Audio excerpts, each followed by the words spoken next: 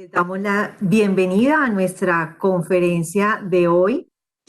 Antes de iniciar, pues queremos invitarlos a participar de la programación cultural que tenemos en el mes de julio, que inicia mañana viernes con el taller Juego Amazonas, el camino de los hombres animales, que se realizará de manera presencial en nuestro centro cultural a partir de las 3:30 de la tarde.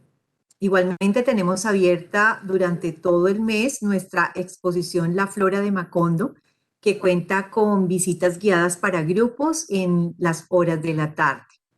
Entonces están todos cordialmente bienvenidos a estar atentos a nuestra programación cultural. Iniciando nuestra actividad, queremos recordarles que finalizada la conferencia, seguirá un espacio de preguntas e interacción con nuestro conferencista, por lo que les invitamos a escribir sus inquietudes en el chat. Bueno, esta conferencia tiene como objetivo estudiar la influencia de la sabiduría campesina del Sinú en la trayectoria musical del compadre Goyo y por lo tanto examinar los procesos de reconstrucción de la memoria histórica que configuran su repertorio musical. Para ello nos acompañan, como ya lo vieron en la tarde de hoy, William Puche Barraza, conocido como Liam. Es monteriano, comunicador social de la Universidad EAFIT, magíster en música de la Universidad de los Andes y magíster en gestión de la cultura de la Universidad EAN. Seleccionado como uno de los líderes de la economía naranja por el Gobierno Nacional de Colombia y miembro de número de la Academia de Historia de Córdoba. A través de su productora creativa Interoceánica Studios, ha desarrollado una línea de investigación y producción de contenidos artísticos transmedia que buscan fortalecer y dinamizar el patrimonio cultural de Colombia. Ejemplo de ello es la reconstrucción biográfica realizada sobre la leyenda viva de la música tropical, Noel Petro, el burro mocho, expresada mediante diversas creaciones artísticas. CD tributo, un documental y un libro. La producción discográfica Tributo a las Letras Cordobesas es un compendio de canciones reversionadas de destacados compositores de la región del Sinú, plasmadas por su banda Provincia Costanera con su género look experimental, cuyo objetivo, entre otros, es enseñar historia a través de la música. Adicionalmente cuenta con otros emprendimientos creativos. Desde el 2014 ha estado estudiando la relación de la música con el cerebro, en especial en la primera infancia, dictando charlas y conferencias en diversos espacios académicos en el país. Desde el 2020 ha estado socializando los avances de sus investigaciones a través de la programación cultural del Banco de la República, por lo cual es grato darle nuevamente la bienvenida en nuestros espacios. Adelante, Liam, con su conferencia El Sinú Campesino del siglo XX en la música de Guillermo Valencia Salgado, compadre Goyo. Muchísimas gracias. De antemano quiero agradecer al Banco de la República por permitir y por fomentar este tipo de espacios de circulación cultural, también por extenderme la invitación para ser parte de la programación 2022. Y la verdad me siento muy contento. Siento que hablar del maestro Valencia Salgado, sin duda alguna, es de los máximos exponentes que tenemos en la región del Sinú. En estos momentos estoy compartiendo pantalla. Quisiera por favor que me puedan verificar si en estos momentos ya se ve. Sí, se ve perfecto. Perfecto, muchísimas gracias. Así que, bueno, hablar sin duda alguna de Guillermo Valencia Salgado, el compadre Goyo, es un gran desafío. Sin duda alguna, estamos hablando de uno de los máximos exponentes que tenemos, no solamente en las artes, sino también en toda la intelectualidad que rodea a la región del Sinú en la última década del siglo XX, en esta nueva reconfiguración también del departamento de Córdoba en el Caribe colombiano.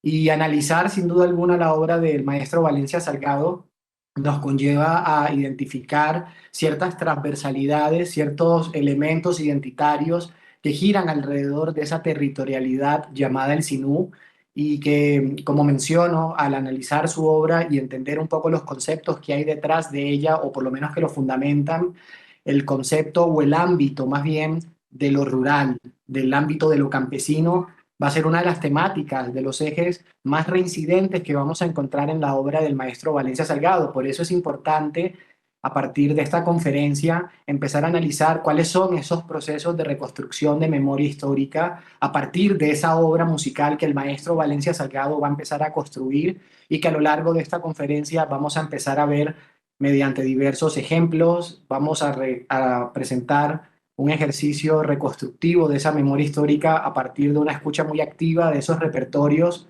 grabados también por otros artistas, que creo que también va a nutrir mucho todo esto. Así que sin más preámbulos, quiero introducirlos a este viaje musical a través del siglo XX, nada más ni nada menos ni nada más que mediante la obra y el pensamiento de Guillermo Valencia Salgado, el Compay Goyo.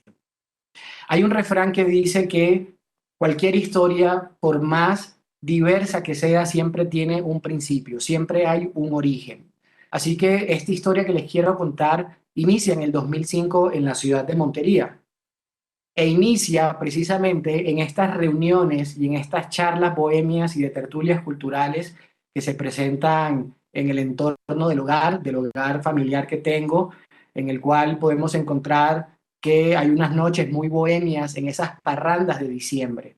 El 2005 va a ser muy importante para mí porque por un lado acabo de graduarme de la de la secundaria, disculpen, y estoy a puertas de empezar ese mágico viaje del pregrado en la universidad, pero más allá de eso, y esta frase de Miguel Kundera que me gusta mucho, que se encuentra en la novela La insoportable levedad del ser, cuando nos habla, solo la casualidad nos habla.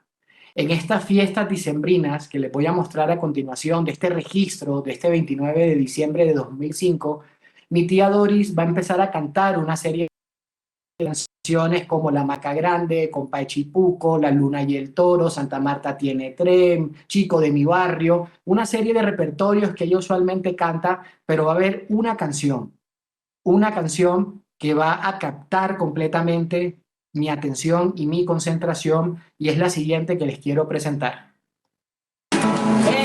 Si no, cuentan los más viejos que un muchacho necio se volvió conejo y desde entonces se metió en el monte, se llenó de pelos y después dio conejo. Desde entonces tigre lo quiere comer, zorra lo pone a morder, zorro lo pone a sufrir. Y desde entonces tigre lo quiere comer, zorra lo quiere morder.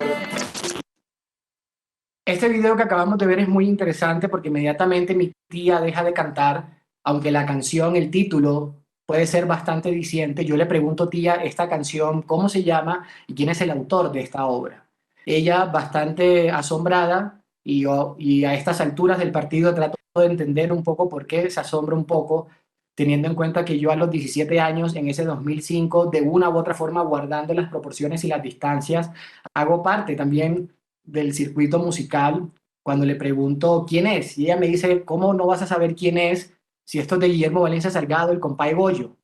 Curiosamente, a pesar de yo haber recibido clases en Bellas Artes, luego en la Casa de la Cultura, haber tenido clases particulares de guitarra con Alfredo Sumaqué, haber tenido clases de instrucción vocal con el maestro Tiburcio Romero, a pesar de tener también mucho contacto, aunque siempre me ha gustado el rock, con estos conjuntos vallenatos de los colegios, las bandas de orquestas, nadie, absolutamente nadie me había hablado de Guillermo Valencia Salgado. Mi tía me termina diciendo, y obviamente entiendo esa forma tan exaltada de decirme cómo no vas a saber quién es Guillermo Valencia Salgado. Pues bueno, ella me termina diciendo, es uno de los músicos, de los poetas, de los dramaturgos, de los gestores culturales más importantes que tenemos acá en el departamento de Córdoba. Y curiosamente, ese 2005, y teniendo en cuenta la fecha, que le voy a hacer un poco de spoiler, un poquito, porque vamos a ir y vamos a estar yendo y viniendo en esta narrativa en términos de espiral. Guillermo Valencia Salgado falleció el 29 de diciembre del 19, de 1999, disculpen. Y en esa fecha era el 29 de diciembre del 2005. Es decir, hacía 6 años que el maestro Valencia había fallecido y se encontraba ya en el plano espiritual. Así que de una u otra forma, aunque puede sonar un poco metafísico y fantasioso lo que voy a decir, siento que el maestro Valencia Salgado estaba con nosotros esa fecha, cantando con nosotros esa canción de Tío Conejo, porque siento que es para mí un antes y un después. Siento que esa canción transforma y va a transformar, como nos vamos a dar cuenta, mi repertorio musical y todo lo que voy a hacer. Y así que la pregunta concreta es, ¿quién es Guillermo Valencia Salgado, el compa de Goyo? Yo quiero mostrarles muy brevemente un pequeño spot que lancé en el 2019, cuando precisamente en ese año voy a estar yo lanzando una versión muy personal de Tío Conejo, haciendo una reversión de esta obra del maestro Valencia Salgado y empezar a homenajearlo. Quiero presentarles este spot que lanzamos en aquella época, en el 2019. Salí a preguntarle a las personas qué sabían del maestro Valencia Salgado, qué historias podían contar a través de él, y mediante este ejercicio de memoria histórica poder hacer un ejercicio de acto de recordación y, por supuesto, recordar. ¿Nos podrías contar quién fue el compadre Goyo? El primer soñador de Córdoba. Su seudónimo, compadre Goyo. Persona imaginativa. Era Guillermo Valencia Salgado. Yo tengo entendido, conocido como Burro Mocho. No tengo, no. Compadre es un abogado que se dedicó al folclore. Compositor de porro, escritor. Creativa, fraterna. Era docente. Hubo muchas novelas y muchas anécdotas. El prototipo del hombre sinuano. Buena gente. Personajes clásicos con sus costumbrismos de poesía vernácula y cuentos satíricos. Fue profesor mío de física. Es un personaje inolvidable para los cordobeses. Él fue esa persona que echó raíz en el sentido de la anécdota, del festival, de los pueblos, de la historia de nuestra música, de nuestro quehacer sinuano. Un soñador de primera.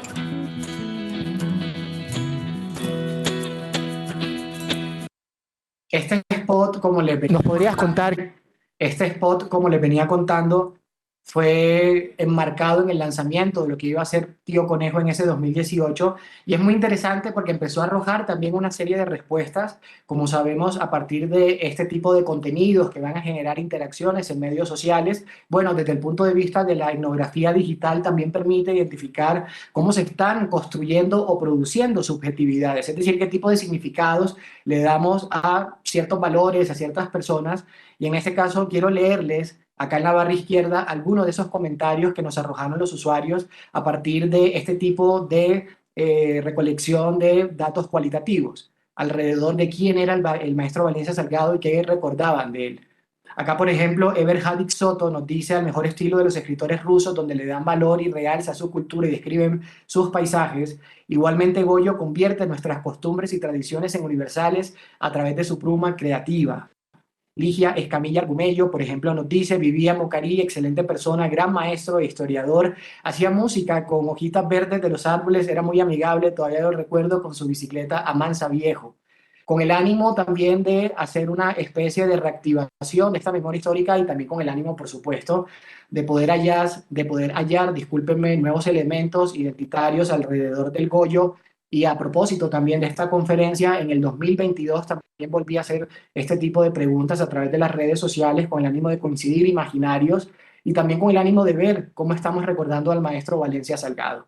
Así que en estas tabulaciones del 2022 me encuentro con que Mariana Rangel nos dice: en 1982 y 1983 daban sus clases, eran muy amenas y educativas, siempre recalcaba las costumbres de nuestra tierra, en sus clases siempre contaba una historia sobre la naturaleza o las costumbres de nuestra tierra, nos hablaba del pájaro Yacabó, decía que era el pájaro más flojo de la naturaleza, lo comparaba con algún estudiante del salón. Luis F. Pérez nos dice: una anécdota fue que una vez lo fui a llevar en la moto allá donde vivía por Bocarí, se puso a echar cuento de muerto, de bruja, de diablo a la 1 de la mañana, así que a mí me dio miedo y me quedaría con él metiendo tres esquinas oyendo Asterisco. Por la mañana fuimos a comprarlo, hicimos chicharrón. Es bien interesante poder entender a partir de estas respuestas y a partir de respuestas no solamente de personas cercanas, sino también de personas a través de este tipo de interacciones digitales, cómo se van creando estos imaginarios alrededor del Goyo, y poder también identificar un poco de quién estamos hablando para darnos cuenta de la magnitud de la persona que tenemos al frente. Así que para hablar de conceptos muy generales, el maestro Valencia Salgado va a nacer el 18 de noviembre de 1927 en el Sabanal, un pequeño corregimiento que se encuentra hoy en día a 15-20 minutos del casco urbano de la ciudad de Montería, en la zona nororiental. Como podemos darnos cuenta en la fotografía que les muestro a continuación, se enmarca en una zona, en un marco bastante rural, como nos damos cuenta, y el maestro Valencia Salgado va a nacer en una pequeña casa de Bareque muy cerca a la casa de la iglesia, discúlpenme, a la iglesia del pequeño parque donde que acabamos de ver en las fotos. Y acá quiero mostrarles una pequeña imagen sobre cómo luce actualmente la casa del maestro Valencia Salgado, obviamente reconstruida teniendo en cuenta el paso del tiempo, y acá una placa conmemorativa que sus grandes amigos del grupo literario El Túnel, fundado en 1975 y actualmente dirigido por el maestro José Luis Garcés, un gran amigo del maestro Valencia Salgado, van a darle en modo de conmemoración esta placa para resaltar precisamente el lugar de nacimiento, que siento que también puede ser un lugar bastante turístico para que se den la pasadita por el Sabanal y logren ver este tipo de homenajes que son bastante significativos. Para hablar un poco alrededor del árbol genealógico del maestro Valencia Salgado, creo que esto nos da también varios pincelados o nos dan varios elementos para pincelar un poco y entender el marco geográfico y de tiempo en el cual se va a marcar el nacimiento del maestro Valencia Salgado. El Goyo, el compay Goyo, va a ser hijo de Victoriano Valencia Villegas, un antioqueño nacido en Yarumal, que en la década de los 20 va a estar llegando a la región del Sinú a insertarse precisamente en todos estos movimientos e iniciativas que se están gestando alrededor de estas políticas públicas, alrededor de la educación, que por un lado están alrededor del ámbito público, pero también en términos privados, ¿cierto? Es decir, hay una ola en esos momentos fundando colegios. De hecho, Victoriano Valencia Villegas va a tener un instituto educativo que va a tener precisamente ese nombre. La madre de Valencia Salgado se llama Dalila Salgado Hoyos, quien al verse embarazada y teniendo en cuenta también estos conceptos de hijo natural, hijo fuera del matrimonio y otras condiciones también que pueden ser un poco fuertes teniendo en cuenta si las miramos desde una perspectiva de tiempo, pero que aplicaban a la lógica de la época, se va a refugiar en la casa de su madre, Juana Jacinta Contreras Pérez, y esa es la razón por la cual el maestro Valencia Salgado va a nacer precisamente en el Sabanal. Yo quiero hablarles ahora alrededor de dos figuras que van a ser determinantes fuera de ese binomio padre-madre para el maestro Valencia Salgado, no solamente desde su formación intelectual, sino también desde su quehacer musical. Quiero hablarles muy rápidamente sobre el padre putativo del maestro Valencia Salgado, que se llama Pedro María de León, que va a ser un cartagenero que va a estar llegando al Sinú hacia la década de los 30 y va a estar precisamente fungiendo a partir de diferentes cargos públicos y se va a encontrar con la madre de Valencia Salgado, con Dalila, van a generar una relación de pareja y es muy interesante porque hablando con el maestro Albio Martínez, él me cuenta que la presencia y la figura de Pedro María va a ser muy importante porque le va a generar precisamente ese estímulo y esa vena, ese gusto alrededor de la música a partir de la escucha de música clásica en un fonógrafo que tenía Pedro María de León, y eso nos habla también un poco de estos repertorios de música clásica que están habitando en esa región del Sinú también a partir de estos dispositivos fonográficos. Por otro lado, quiero hablarles de la trascendencia que va a tener la abuela Juana Jacinta Contreras Pérez, quien va a ser quien va a introducir al maestro Valencia Salgado a todo ese universo del habla popular, de la filosofía rural y toda esa tradición oral. Va a ser precisamente la abuela quien lo va a introducir en ese mundo, y veamos un poco de lo que nos dice Valencia Salgado alrededor de ese recuerdo que tiene la abuela. Dice: sentado en las piernas de mi abuela sobre su pollera floreada y larga, olorosa de anamú, ella, la voz firme y regañona, se llamaba Juana Jacinta Contreras Pérez. Desde ese regazo fui aprendiendo el valor que tiene la cultura popular y poco a poco ese conocimiento se fue ampliando con los chascarrillos de mi tío Joso, de mi tío Pablo, de mi tío Eliseo, con los versos que me tiraba mi tía Juanita, con los cuentos de velorio que me referían Josefina Burgos y Olga Puche de Polo, con el embrujo de los tambores de Meterio Suárez, con las sucesivas charlas que sostuve con José Pérez, el tamborero del Tapao, y las anécdotas costumbristas con suma gracia por don Carlos Doval Castro, referidas con suma gracia, perdónenme. Y esto también nos habla un poco que, como dice el refrán, no existe el futuro sin pasado. Y creo sin duda alguna que esta transmisión de todos estos elementos socioculturales alrededor de la tradición oral, alrededor de ese mundo campesino, va a ser como si se tratase de un depósito creativo, como a modo de laguna, a modo de fuente, donde Valencia Salgado va a proyectar su imaginativa hacia el futuro a partir de esos recuerdos instalados en el marco de su infancia y su adolescencia. Sobre la lectura que tenía el maestro Valencia Salgado alrededor de este cruce de caminos regionales, y que esto también nos habla un poco de esta presencia de migraciones, de oleajes de antioqueños que van a estar migrando hacia estas primeras décadas del siglo XX a la región del Sinú. Pues bueno, creo que el maestro Valencia Salgado es una muestra precisamente de todos estos intercambios culturales que están ocurriendo cuando plantea y dice de manera muy jocosa: soy uno de los primeros antioqueños ensamblados en la costa, digamos, maicero y sinuano. Así que, como les planteaba hace un momento, esta retórica del maestro es importante mencionarla porque no existe el futuro sin pasado, y creo que esto va a ser un concepto muy importante para entender su obra.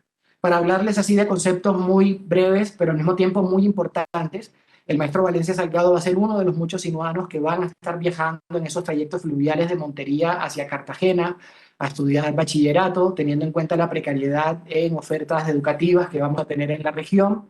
Va a estudiar en el Colegio Departamental de Bachillerato anexo a la Universidad de Cartagena, y durante esa fecha, durante las finales de los 40 y principios de los 50, a través de su participación en Radio Colonial de Cartagena, va a crear un personaje que se va a llamar El Compay Goyo. El Compay Goyo nos cuenta un poco alrededor de esas anécdotas durante esas épocas. Para ayudarme económicamente, ingresé a trabajar en Radio Colonial de Cartagena. El gerente de la emisora era Gastón Calvo Núñez, hombre culto al que, al escuchar las narraciones que hacía, me propuso emitir un programa en donde los personajes eran imitaciones de un personaje llamado Goyo.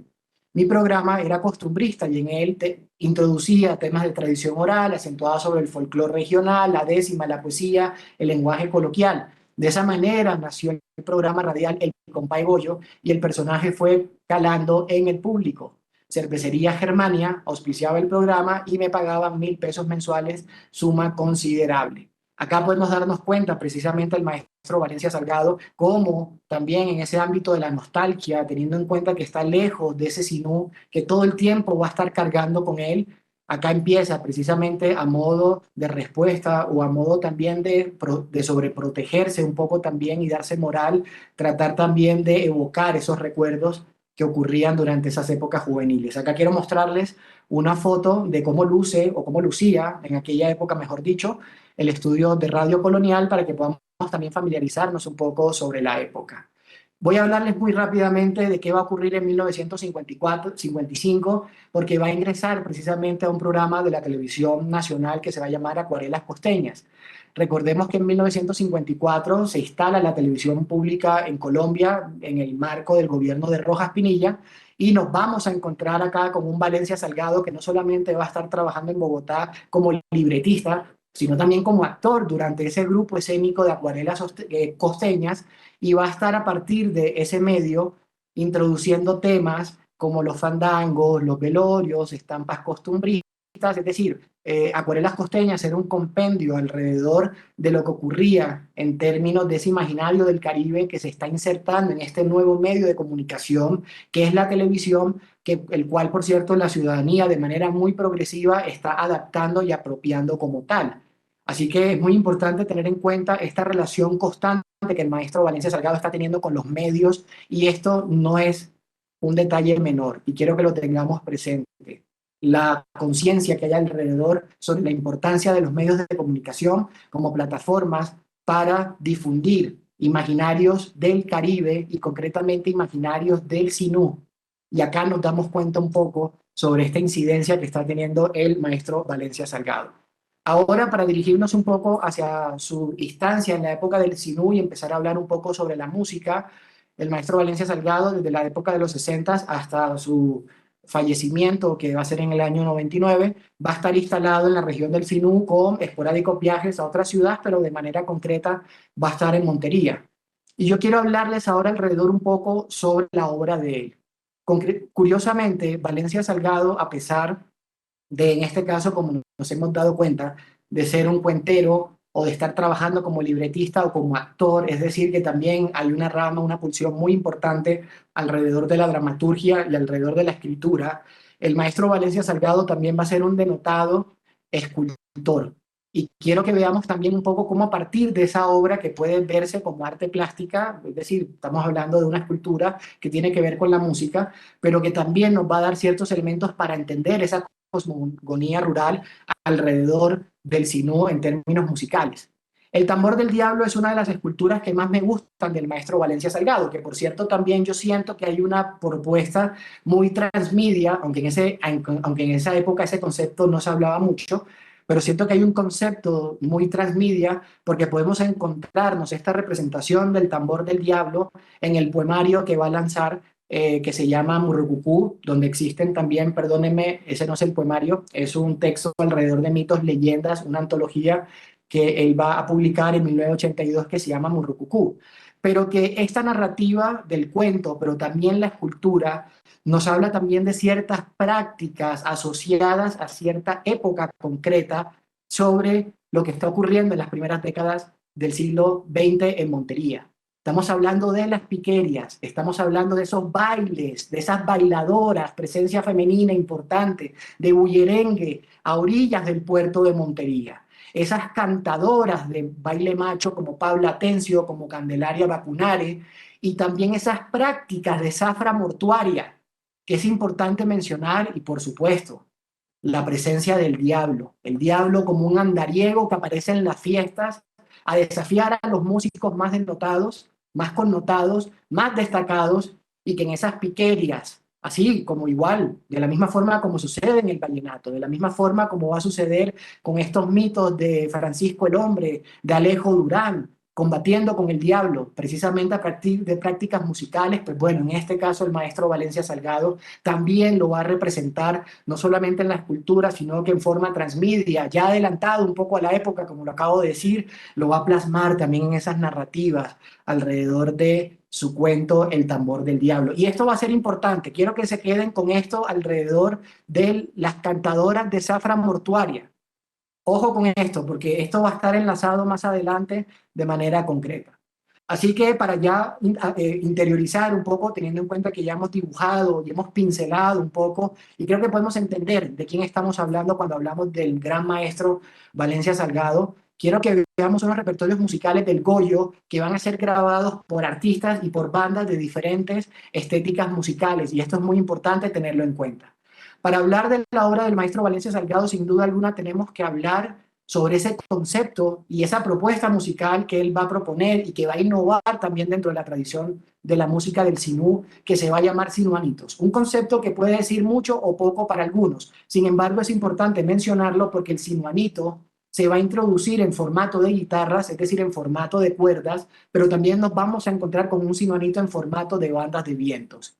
Así que a partir de la lectura de diferentes autores, cuando hablamos de los sinuanitos en este eje alrededor del formato de guitarras, nos dicen que el sinuanito está a un paso del porro y a 2 pasos del paseo sabanero. Otras lecturas de otros autores nos dicen que el sinuanito es una mezcla de son cubano con el paso interpretado con guitarras. Por otro lado, cuando hablamos sobre el ámbito del formato de bandas, el sinuanito, según el maestro Miguel Emilio Naranjo, nos dice que esta propuesta del maestro Valencia Salgado, que se va a llamar porro intermedio también, es un híbrido entre el porro pelayero del sinú con el porro sabanero. Y es importante tener en cuenta esto alrededor de lo que vamos a conversar a continuación.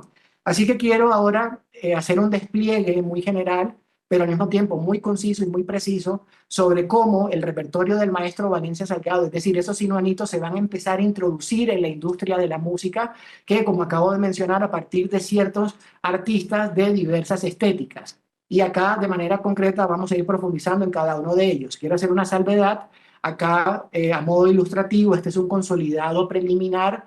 Sé que hay algunas obras que no he introducido, pero que por lo menos podemos desdibujar y entender un poco cómo se va construyendo de manera progresiva esa participación del Goyo dentro de la industria de la música a partir de estos artistas.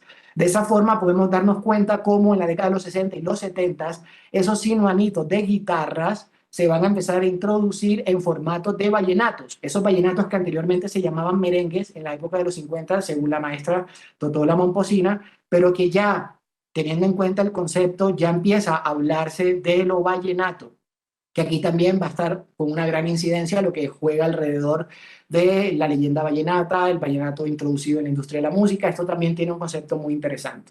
De esa forma podemos darnos cuenta cómo en 1964 y 1970 el sinuanito Canto al Tolima va a ser grabado por Pedro García y los Universitarios, y en 1970 por Alejo Durán, precisamente el primer rey vallenato que existe acá en Colombia. Como en 1972 y 1976, los sinuanitos María Eugenia y Tío Conejo van a ser introducidos también por el juglar, hoy en día, ya leyenda también viva de la música, el maestro Lisandro Mesa. La época de los 70 hacia los 80 ya nos damos cuenta que gira un poco la producción de los sinuanitos ahora hacia los formatos de bandas de viento, y podemos darnos cuenta cómo empiezan a aparecer ya ciertos actores que progresivamente se van a consolidar de manera indiscutida como grandes transmisores de lo que son las prácticas del porro, el fandango, las pullas y demás aires, que son la 19 de marzo de Laguneta con la banda original de Manguelito. De esa forma nos damos cuenta como en 1978 va a aparecer una grabación, discúlpenme, que se llama Ra. En 1979 van a aparecer dos long plays grabados por la original de Manguelito, con títulos como Compadre Manuel, Alejandro Ramírez, José Manuel, y en 1980, la 19 de marzo, con Se me reventó la barca. Vean esta tendencia que va a empezar a generar, y este este binomio, ¿cierto?, que va a empezar a construirse entre la 19 de marzo de Laguneta con el maestro Valencia Salgado, que creo que es muy diciente cómo se empieza a reproducir precisamente esa práctica alrededor de los 80. Sin embargo, sí quisiera hacer una pequeña pausa, porque nuevamente van a aparecer estos sinuanitos en guitarra, es decir, con letra y música, en 1988 con el grupo Los Zambraneros. De esa forma podemos darnos cuenta como en 1984 aparecen repertorios como Alegría de Sochagota, Corazón y Nemita, Universidad del Sinú, y en 1989 Mi Vieja Montería y Luna de Mocarí, grabados por la 19 de marzo de Laguneta. Ya en la época de los 90 podemos darnos cuenta también cómo hay una especie de viraje y empieza a generarse también una especie de equilibrio entre ese sinuanito de formato de banda de viento con este sinuanito precisamente con letra y música. Nuevamente los Zambraneros, empezando la década de los 90, en 1991 van a lanzar un long play con títulos como Mi Palmar y Ayapel. En 1995, la 19 de marzo, va a lanzar Bodas de Plata y Urrá. En 1998, el maestro Juancho Torres con su orquesta van a lanzar un compilado de 4 discos, y dentro de ese repertorio tan variado van a incluir 2 temas del maestro Valencia Salgado. El primero, que es Sinú, que en realidad es un poema, pero que van a musicalizar con unos arreglos fantásticos por parte de su hijo Victoriano Valencia Rincón, pero también van a estar grabando de manera reversionada Canto al Tolima. Y ya finalizando la década de los 90, el grupo Nosotros, que quiero hacer la salvedad, que el grupo Nosotros es un nuevo grupo integrado por algunos miembros de los Zambraneros y de nuevas generaciones también, con esta pulsión y gusto hacia alrededor de la música de cuerdas de guitarra. Van a generar este grupo Nosotros y van a estar grabando a Cincelejo y a Julia León. Ya el siglo XXI nos plantea nuevas caras, nuevas propuestas, y creo que también de manera muy merecida aparece un repertorio a modo de grandes éxitos, por decirlo de alguna forma, o de recopilatorio con esas obras representativas, esos sinuanitos en guitarra del maestro Valencia Salgado. Y Toño Vanderbilt Puche, un gran amigo de él, cercano a todas esas parrandas de guitarra, va a grabar un compilado donde están todas estas obras, que hoy en día lo pueden encontrar, por cierto, en YouTube, que creo que le hace un mérito muy alto a la obra del maestro Valencia Salgado. En el 2007, discúlpenme, Rafael Hoyos Hernández, tomando como antecedente este disco de Vanderbilt Puche, va a generar unas versiones también a modo de instrumentales. Va a tomar ese mismo repertorio y va a generar propuestas instrumentales en piano, por ejemplo, y va a lanzar también una versión interesante, tanto la del 2004 como la del 2007, se van a llamar Sinuanitos para no morir. En el 2008, la maestra Aglaé Caraballo, la reina del porro, va a grabar Mi Palmar, y Provincia Costanera, a través de este servidor que le está hablando, va a grabar una reversión muy personal de Tío Conejo a partir de su banda.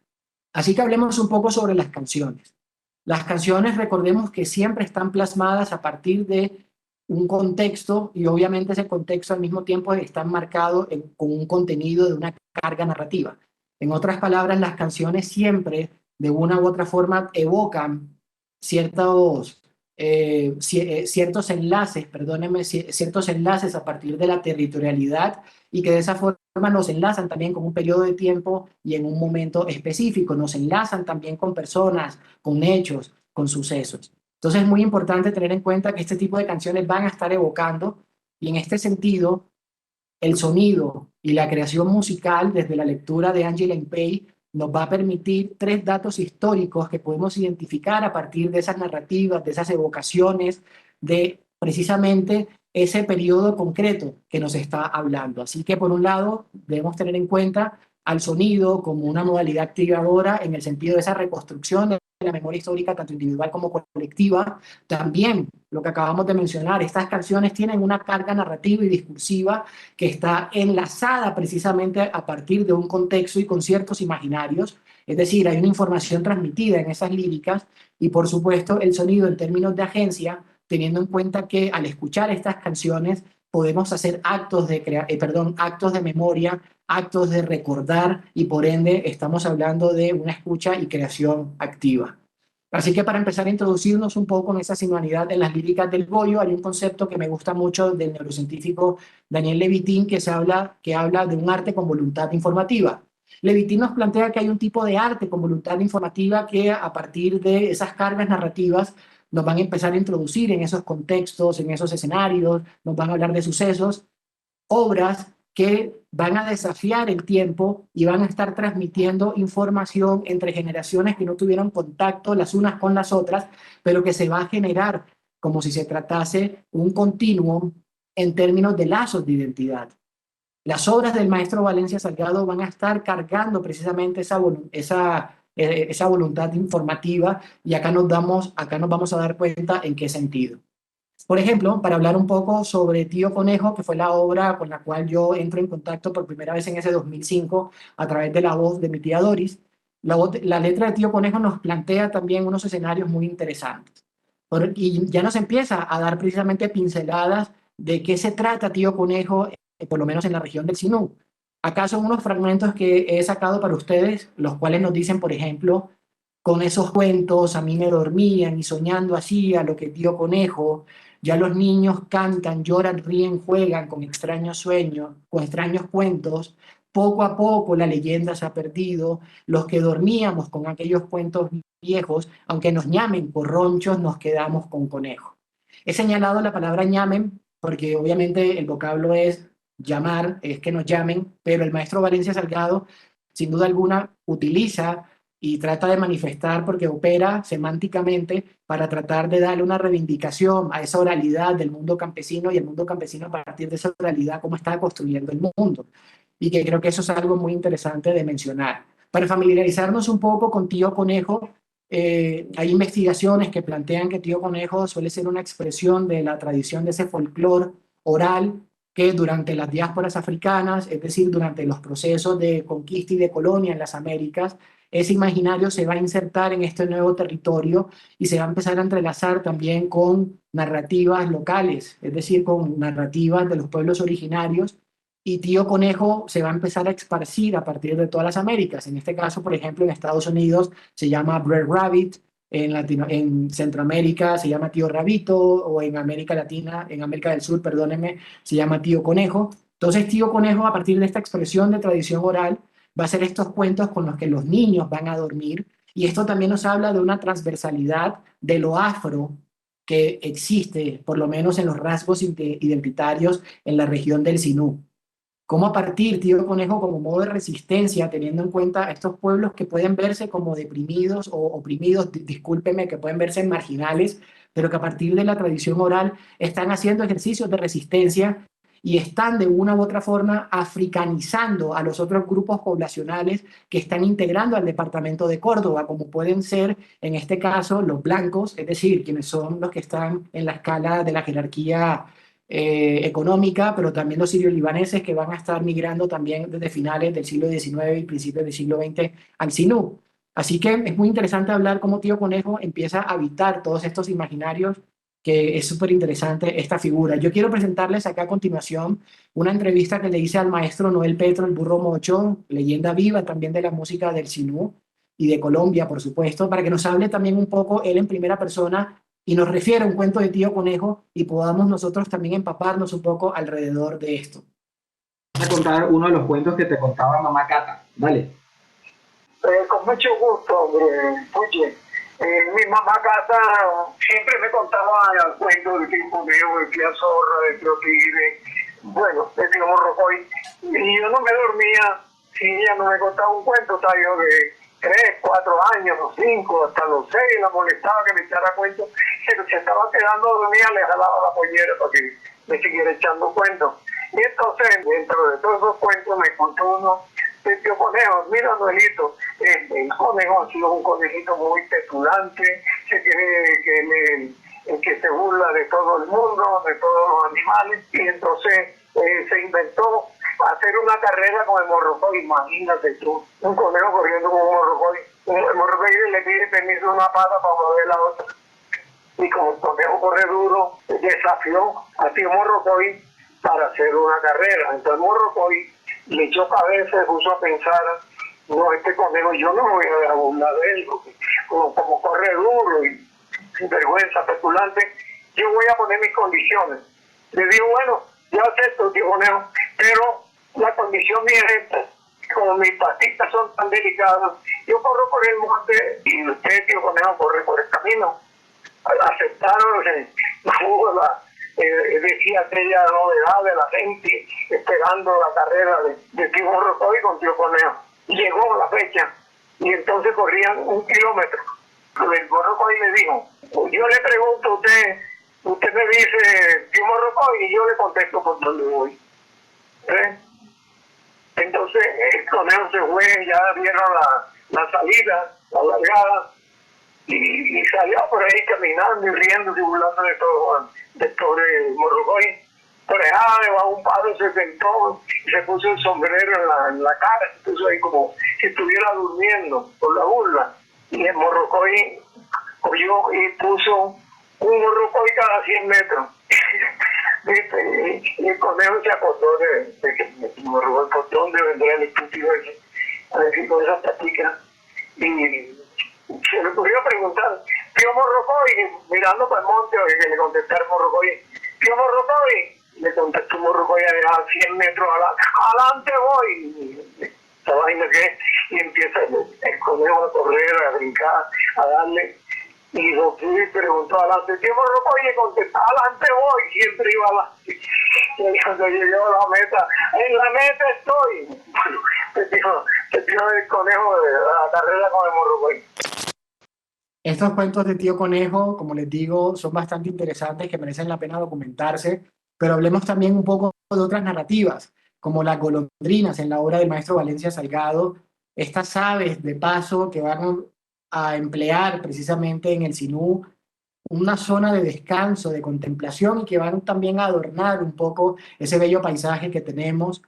O por otro lado, también sin duda alguna, si lo vamos a hablar de la ruralidad del siglo XX en el Sinú del maestro, a través de la obra del maestro Valencia Salgado, sin duda alguna hablar de su sinuanito, el campesino sinuano, cuando habla también a modo de crítica y a modo de resistencia, cuando dice solo me amarga la burla que hacen aquellos que ofrecen para no cumplir, que obviamente connota también esas tensiones de relaciones que hay entre los grupos dirigentes y los grupos campesinos a partir de estos procesos de elecciones, y que precisamente queda una carga un poco diciente sobre no hay bienestar, no hay productividad, y el campo termina siendo muy vulnerable a partir de muchos entornos, de muchos factores de violencia y de inseguridad, pero a que a pesar de todo termina siendo un entorno de resistencia cuando termina diciendo soy campesino y amaso riquezas y soy de mi patria la prosperidad, soy campesino, vivo en el campo, y cuando canto nace el folclore, que sin duda alguna es una postura para tratar de entender también el campo como un escenario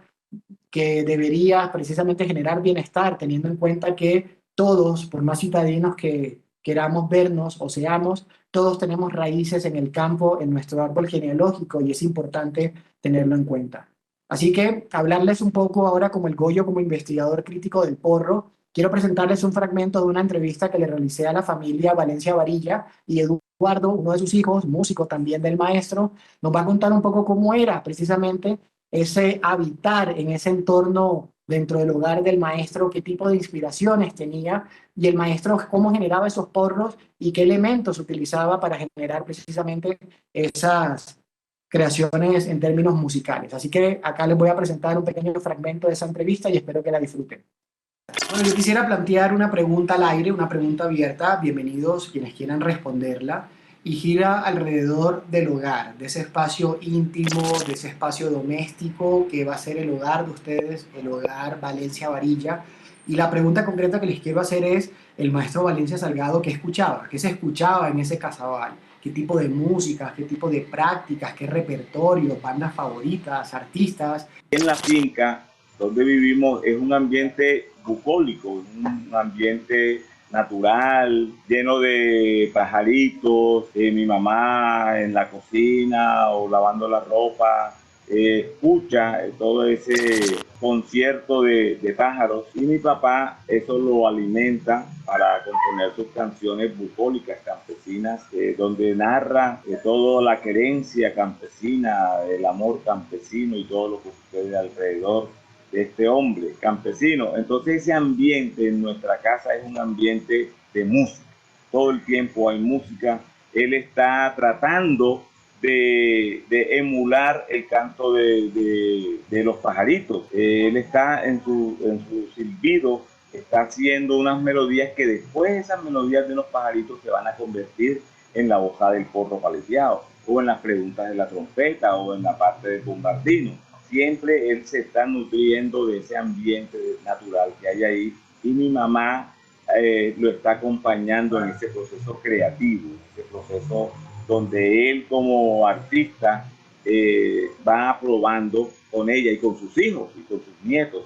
Siempre él está poniendo al servicio de la capacitación, de la formación en nosotros, todo lo que él elabora como artista, como creador. Entonces hay un laboratorio en el hogar. Tenemos que escuchar sus poesías, tenemos que escuchar sus cuentos, sus narraciones orales, tenemos que escuchar sus canciones, tenemos que escuchar sus investigaciones, porque él va por todos los municipios de Córdoba y del Caribe colombiano como coordinador de cultura y turismo, formando, creando estos festivales, pero al mismo tiempo está investigando con una grabadora de periodistas, está recogiendo la música de los campesinos, de los decimeros, de los narradores, y todo eso lo escuchamos nosotros después de esa investigación de campo. Lo escuchamos en la casa, en una grabadora que él tiene, donde él revisa qué fue lo que hizo y comienza a sistematizar toda esa información. O sea que nosotros somos sus primeros estudiantes, nosotros somos sus primeros formados de toda esa investigación y de toda esa intelectualidad que acompañaba a Guillermo Valencia Salgado, el compadre Goyo. Yo acá quiero mostrarles un pequeño fragmento de un archivo que logré digitalizar, que logré recuperar, para que hablemos un poco sobre el Goyo en el Festival Nacional del Porro, para que nos demos cuenta también qué lectura tiene el maestro alrededor de esa construcción del porro. Esto ocurre en 1987, así que me gustaría que pudieran disfrutar este pequeño archivo digitalizado. En este pelayo está todo Colombia, y miren ustedes que en el porro está Colombia. Dígame, compa, ¿no es cierto que la primera parte del porro, que es una contradanza, está el pueblo español ahí? Indudablemente, la mayoría de los porros nuestros, a excepción de María Varilla y de Soy Pelayero, todos tienen ese danzón inicial. Y la segunda parte del porro, en donde el bombo, o sea, el tambor es dominante, ¿no está el negrito presente? Claro, es que el negro, si no trajo los cueros y los materiales de África, trajo su espíritu, y con los materiales americanos construyó esos tambores. Bueno, y cuando llega la bozada, que el clarinetero suene ese clarinete que parece que estuviera tocando pito atravesado, ¿no está el indio ahí? Es que yo digo que el clarinete tocado por un cimano es la síntesis de esa historia de los hombres de América. Entonces, hemos concluido que el porro pelayero representa la nacionalidad colombiana, blanco, negro e indio. Por eso es importante el Festival del Porro. Vamos a ir al fandango viejo. Obviamente acá el maestro y también con el profesor William Fortich Díaz van a estar haciendo esta interacción muy de manera suscita y de manera muy rápida, pero obviamente Valencia Salgado va a identificar la estructura de los porros, las cadencias, va a ser un investigador muy prolífico alrededor de los repertorios, alrededor de las historias de esos porros y de esos fandangos y pullas, y va a precisamente a plantear que dentro de esa estructura que plantea el porro se encuentran identificados precisamente diferentes rasgos identitarios de la región del Sinú en términos de quién es la gente que pobla y que integra a la región. Sin embargo, acá quiero mostrarles también un fragmento alrededor de María Varilla, que me parece que es muy importante mencionarlo. Hay una frase que escuché del maestro Valencia Salgado en esta serie televisiva, documental, que muchos recordarán de Yurupari, en la época de los 80, dirigida por Gloria Triana, y el maestro Valencia Salgado, hay una frase que me llamó mucho la atención para referirse al porro. El maestro decía, de sí mujer es de sí porro, y de sí porro es de sí mujer.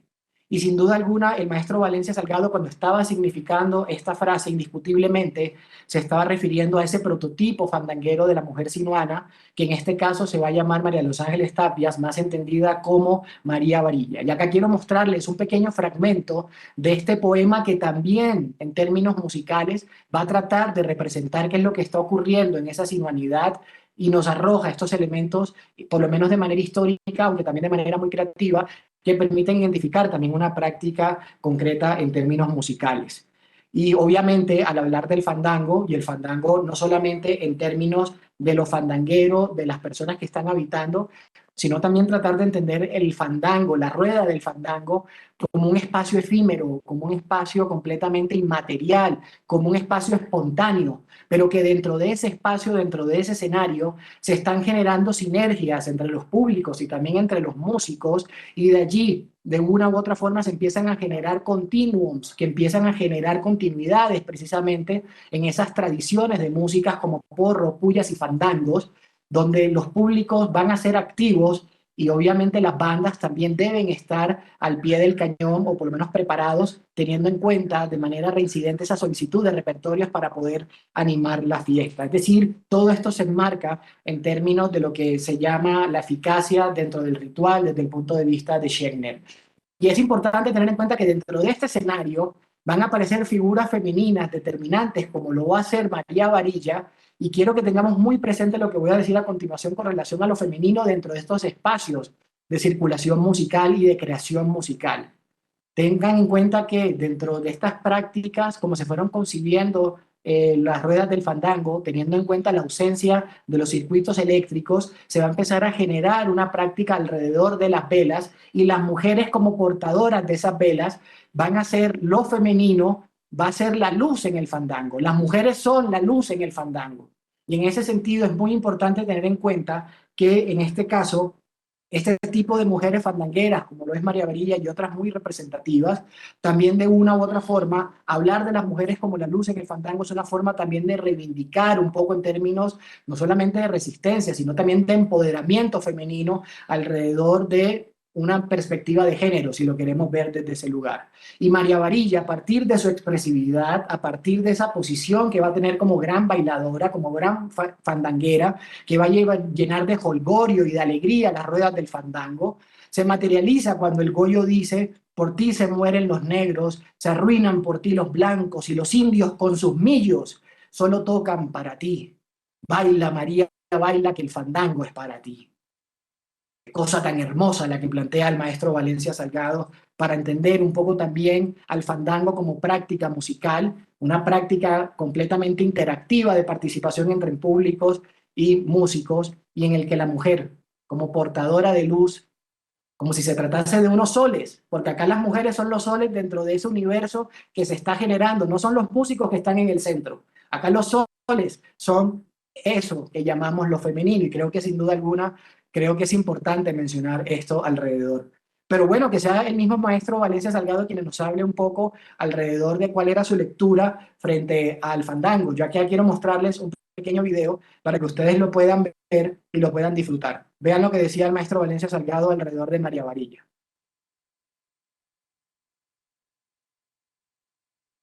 ¿Qué me dice de María Varilla? ¿La conoció? Hombre, yo sí me acuerdo.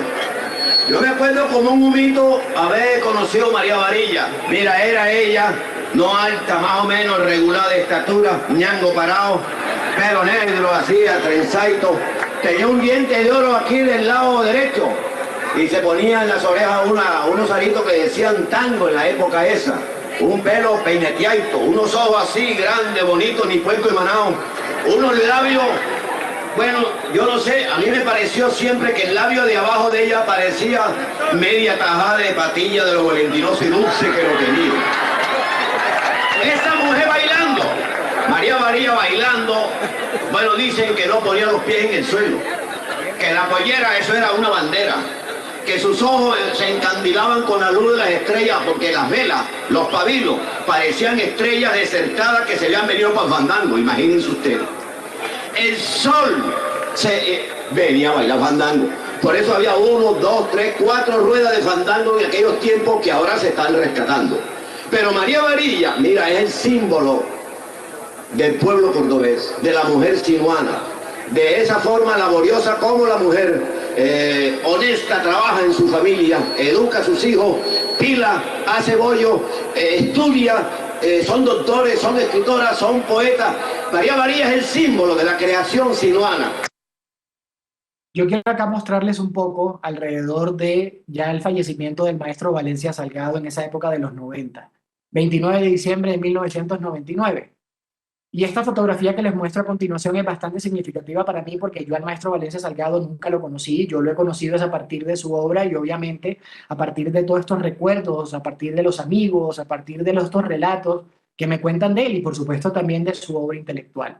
Y quiero mostrarles esta fotografía porque es muy representativa porque acá hay dos ancestros que vienen de mi árbol genealógico que son Benjamín Puche Villadiego y Edgardo Puche Puche, que están acá en una fotografía con el maestro Valencia Salgado. Estos tres hacen de la literatura cordobesa, como lo expresaba la revista Expectativa. Y he logrado encontrar una pequeña entrevista que le hice a mi tío Edgardo Puche Puche en el 2013, cuando empecé precisamente de manera muy entusiasta, siendo un pequeño universitario, haciendo trabajos realmente a modo de crónicas y a modo de reportajes. Y entrevisté a mi tío Edgardo. Recuerdo que hicimos una llamada telefónica de Medellín, Montería, y él me contó un poco a través de este ejercicio de memoria histórica, el maestro Valencia Salgado, cómo fueron esos últimos días de él. Mi tío Edgardo Puche Puche me comenta, Goyo murió en la clínica de Montería, pero la del centro. Yo fui el día antes del deceso a la clínica, pero no me dejaron verlo. Estaba metido ahí en cuidados intensivos. Yo ya había hablado con él cuando le hicieron el diagnóstico del cáncer y le hicieron la primera quimioterapia. Cuando empezó a caerse el cabello, empezó a preocuparse. Que yo recuerde, estaba ese 28 de diciembre de 1999 en la clínica, Benjamín Puche Villadiego, el primo de nosotros, él se vino de Barranquilla y estuvo en el sepelio y todo, eran muy amigos, estuvo Juan Santana, José Luis Garcés González, estuvieron muchos escritores, escultores y personajes de nuestro folclore y varios alumnos suyos del INEM y sus familiares. Imagínate un personaje de esos. El cáncer era total, quedó muy demacrado, murió prácticamente nuevo. Y yo acá quiero mostrarles nuevamente un video para que podamos ver cómo fue el sepelio del maestro Valencia Salgado, que creo que va a ser muy diciente alrededor de lo que va a ocurrir de esas prácticas mortuarias que acabamos de mencionar hace un momento.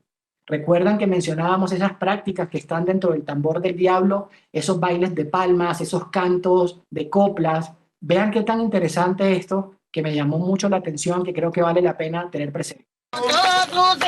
Lloro yo, santo de día lloro yo, y con sus hermanos lloro yo, santo de día lloro yo, ay, con tu mujer lloro yo, santo de día lloro yo, ay, que lloro yo, santo de día lloro yo, ay, compadre Goyo se acabó, santo de día lloro yo, ay, compadre Goyo se acabó, santo de día lloro yo, ay, compadre Goyo se acabó, santo de día lloro yo.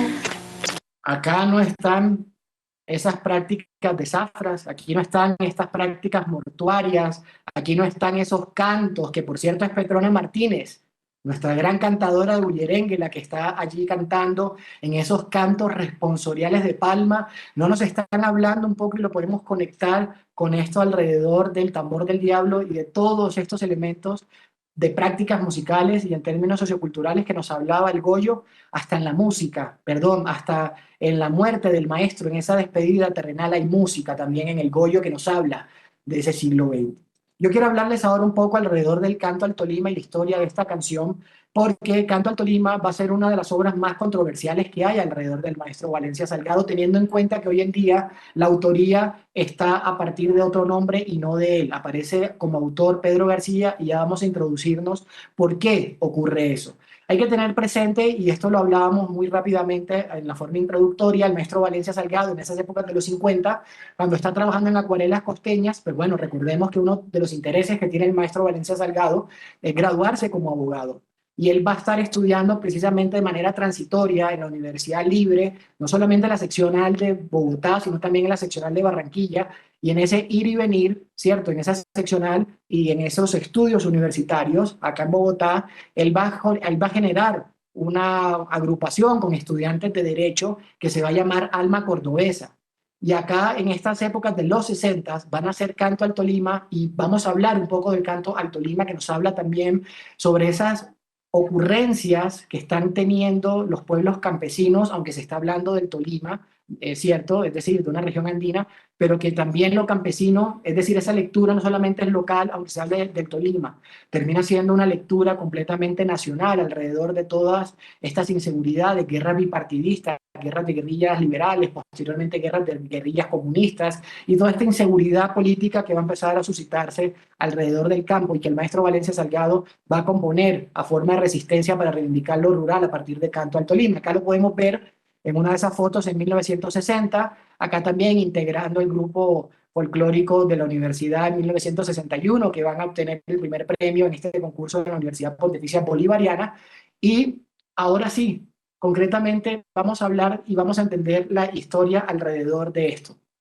En 1964, acuérdense que lo veíamos al principio de la exposición, aparece Canto al Tolima, pero grabado por Pedro García en un long play que se va a llamar La muerte de un comisario, y en 1970 el maestro Alejo Durán va a grabar también esa obra, pero logremos ver que la autoría es alrededor de Pedro García. Sin embargo, yo quiero mostrarles un fragmento del compay Goyo, él contando cómo fue precisamente esa experiencia componiendo esta canción y qué es lo que ocurre, cuál es la historia de esta canción, y quién mejor que el maestro Valencia Salgado que nos pueda contar un poco sobre esto. Esta canción, antes de ser Canto del Tolima, se llamaba Mary Parra. Mary Parra es la esposa de José Manuel Vergara Contreras, ex senador de la República. Mary Parra, una joven muy simpática, vivía en Bogotá, y entonces lanzaron en ese tiempo La Reina Popular de Interbarrio de Bogotá, y Mary Parra se ganó el premio. Entonces nosotros hicimos la canción Mary, Mary, tus ojitos tienen, Mary, el color que siempre guarda las olas del mar. Mary, Mary, Alma Cordobesa. Alma Cordobesa era el grupo musical formado por universitarios ya de cuarto, quinto y sexto año de Derecho ya. Entonces nos invitaron al Tolima. En el curso del viaje le pregunté yo al chico Mausa, Víctor Mausa Galván, bueno, ¿y qué vamos a hacer allá si nosotros medio rascamos y no tenemos nada listo? Bueno, ¿por qué no componemos una canción? Entonces yo dije, bueno, ¿yo por qué no cojo la música de Mary y le pongo una letra? Y me puse a hacer una poesía, prácticamente una poesía que corresponde prácticamente a la primera canción protesta de Colombia. Decía, pueblo, escucha, te canto un costeño amigo, para que tu Dios divino te entregue la paz. Pueblo, escucha, eres de mi patria hermosa, fuerte espina y dulce rosa, que olvida el rencor. Lo que resulta que en esa época había un sello en Bogotá que era Sello Vergara, y Sello Vergara le dijo, hombre, vamos a grabar esto. ¿Por qué no grabamos estas cosas? Y me dice, hombre, eso no es mío, dijeron los muchachos del grupo. Eso es de Guillo Valencia, pero el Guillo Valencia ahora mismo está cumpliendo su judicatura en el Alto Sinú, por allá en Córdoba, en la costa. Bueno, pero alguien que se responsabilice. Entonces dice, bueno, ¿y a quién que lo canto soy yo? Dijo Pedro García. Dice, bueno, vamos, cántalo pues. Lo único triste del caso es que ese disco se vendió, pero más como pan caliente. Y yo no recibí ni un chicle. No me mandó ni un chicle, digamos, ni siquiera una mochila guajira que yo siempre aspiraba. Ni eso me mandó. Ahora yo quisiera que pudiéramos hablar La canción antes de sobre Tío Conejo. Como nos dimos cuenta, el maestro Lisandro Mesa va a estar introduciendo estos repertorios del maestro Valencia Salgado en su producción discográfica. Ya habíamos visto un poco cómo en 1972 va a incluir el silvanito María Eugenia, pero en 1976, a través de un compilado que se va a llamar Buenos Vallenatos, va a aparecer Tío Conejo. Y me parece, hasta que la evidencia sea diferente, que el maestro Lisandro Mesa va a ser la primera persona que va a grabar, me atrevo a decir hasta el momento, hasta que la evidencia demuestre lo contrario, pero eso es lo que sugiere el trabajo de campo, que el maestro Lisandro Mesa es la primera persona que va a grabar Tío Conejo en un repertorio de fonogramas. Acá quiero mostrarles una entrevista que le hice al maestro Lisandro para que la podamos disfrutar y al mismo tiempo darnos cuenta el maestro cómo va a estar refiriendo precisamente esa historia para que la podamos disfrutar. Así que permítanme un momento que ya se la voy a mostrar, ya la voy a encontrar. Un momento. Entrevista a Lisandro. Acá está. Para que...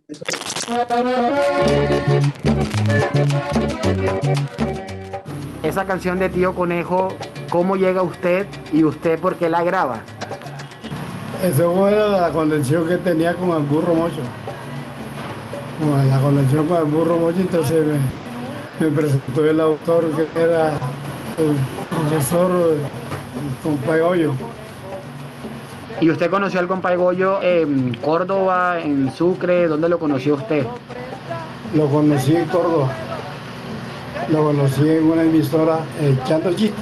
Me cayó muy bien las cosas de él, sus anécdotas, cosas maravillosas que tenía. ¿Usted por qué decide grabarla? No, porque me gustaba la fantasía del Tío Conejo y todas esas cosas. Que como uno siempre dejó de niño, uno lo dormía con los cuentos de Tío Conejo. Entonces, de ahí fue algo que me llenó de sorpresa cuando escuché esa fábula del Tío Conejo. Por eso cuando la escuché, pues, me pareció maravilloso. Bueno, eso fue algo muy infantil, lo tomé porque que contaba la historia de joven hablando del Tío Conejo, hablando de esa fábula que ya uno estaba por olvidar. Entonces, pues, me puse a meditar y a hacer la canción de Tío Conejo. La grabación que yo encontré en el que usted graba esa canción que se llama Buenos Vallenatos, la pregunta que yo le quiero hacer concretamente es, ¿usted cómo se la aprendió? ¿Le dieron una partitura? ¿Se la empezaron a tararear? ¿Usted cómo se aprende esa canción? Empezaron a tarareármela.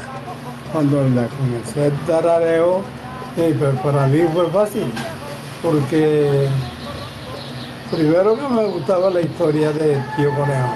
Y algo diferente, cuando se me habla de la fábula del Tío Conejo, pues yo me incliné mucho con la canción con la fábula esa del Tío Conejo. Yo quisiera pausar acá un poco, discúlpenme, para que podamos escuchar un poco también esa versión de Tío Conejo lanzado por Lisandro Mesa.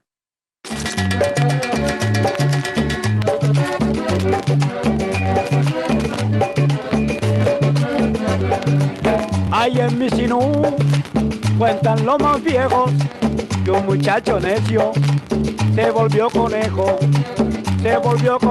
sí, un muchacho necio, y con sorpresa se llenó de pelo, se metió en el monte y ahora es Tío Conejo. Bueno, agradecerles a todos los asistentes. Espero que durante este momento hayamos podido identificar un poco alrededor de lo que significa el maestro Valencia Salgado para nosotros. Agradecer también a la familia de él, que en todas esas ramas que se encuentran esparcidos esos frutos del maestro, cada vez que toco la puerta donde ellos siempre han sido muy generosos y siempre me cuentan historias muy interesantes, a toda la familia de él, creo que sin duda alguna. Ya para concluir de manera muy rápida, siento que el maestro Valencia Salgado innovó en términos de esa tradición de porros al introducir un nuevo formato en términos de ese sinuanito, que este formato va a empezar a dialogar con ese porro tapado y este porro paliteado, y que las bandas, como la 19 de marzo de la UNETA, entre otras, van a empezar a reproducir esa estructura y esa práctica. Es importante mencionar que esa es una innovación que hay que tener en cuenta alrededor de cómo se nutre la tradición rural y la tradición musical del sinú a partir del maestro Valencia Salgado. Por otro lado, hablemos de esos sinuanitos en términos de guitarra, que también terminan deconstruyendo esos estereotipos alrededor del sinú, en términos de allá lo único que se escucha es vallenato, o allá lo único que se escucha es porro, o etcétera, etcétera, etcétera. Creo que identificar estos sinuanitos en términos de guitarras, que también va a ser otra innovación del maestro Valencia Salgado, como digo, invitan a cuestionar y a deconstruir los estereotipos musicales en el sentido de que hay otras propuestas imaginativas en términos de música, y una música que está cargada de una reconstrucción de memoria histórica, de una reconstrucción de ese arte con voluntad informativa que nos está expresando un poco a modo de crónicas musicales ciertos sucesos enlazados en términos específicos de tiempo. Y bueno, me gustaría hablar mucho más del maestro Valencia Salgado, pero sin duda alguna una expresión muy notoria de él es ese sinónimo olvido-memoria. En mi sinú cuentan los más viejos, los jóvenes ya no creen en los viejos.